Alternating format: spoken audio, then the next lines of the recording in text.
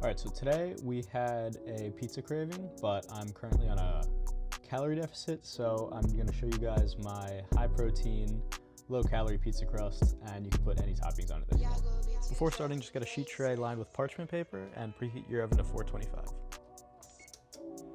This is everything you need for the crust, and you can add any toppings that you want. So first, just get 2 eggs into a bowl. Along with 31 grams of flour, 2 tablespoons of freshly grated Parmesan cheese, 2 containers of any cottage cheese. I like this Good Culture one because it has 19 grams of protein per container. Make sure to scrape the corners. Nice and clean. And finally, add any seasonings that you like. I like basil, onion powder, garlic powder, red chili flake, and oregano, but you can add anything.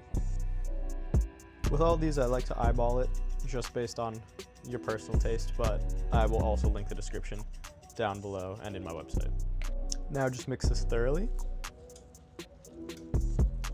One thing I don't love about cottage cheese baking recipes or any sort of cottage cheese recipe is that you always have to blend it up and get your blender dirty, but with this recipe, you don't have to do that.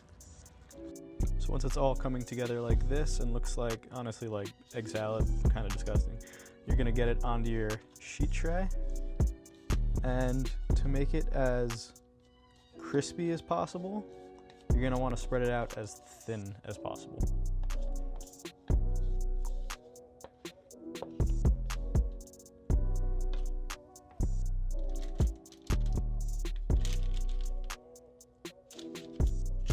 Now that you have it spread out fully over the entire baking sheet, you're gonna get it into that 425-degree oven for about 20 minutes, and I'm gonna be checking it halfway through. I have my top rack near the top of the oven just because we're gonna be broiling this later. So while that's in the oven, we're gonna start preparing our toppings. I'm gonna start with my basil leaves. Pro tip, just stack all your leaves inside of each other, putting the bigger ones on the outside. Then roll it up like a cigar and chop right through.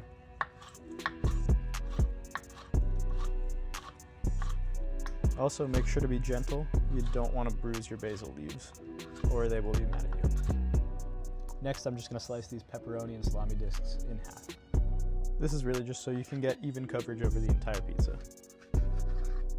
For the cheese, I like low moisture whole milk mozzarella, and then you can just measure out either anything between half a cup to a cup. We love Kalamata olives on our pizza, so we're just gonna get these sliced in half. And finally, just have more parm on standby. You're gonna want more of this. I will also list all the macros in the recipe link. After about 18 minutes, this is what it looks like. So I just took it out, and now we're gonna do the hardest part of this recipe, flipping it.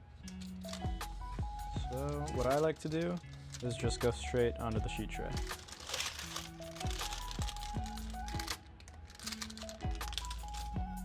Now back into the oven for another 5 to 10 minutes. Now that it's had time to crisp up, we're gonna get it onto a sheet rack. Then we're just gonna get another piece of parchment down on the sheet tray and add this straight to the pan. Now we're gonna hit it with our pizza sauce. I'm using Carbone's pizza sauce.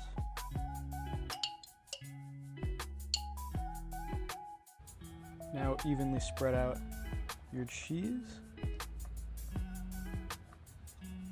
Now your pepperoni and salami.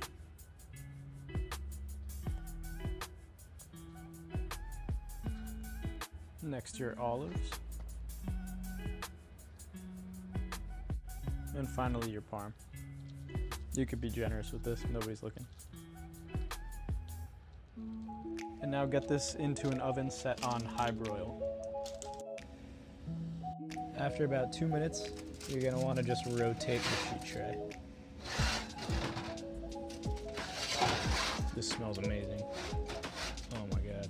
And this is what it turns into after about 4 minutes under the broiler. So what I like to do is just let it rest for about 5 minutes before slicing into it, and while it's resting, I'm just gonna go ahead and sprinkle on that basil. Now we're gonna get it on a cutting board and sliced up. You can tell someone's excited. I like to cut it up into 8 slices for 2 people.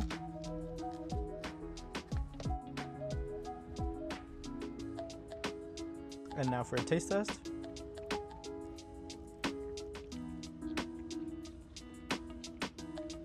Tastes like pizza.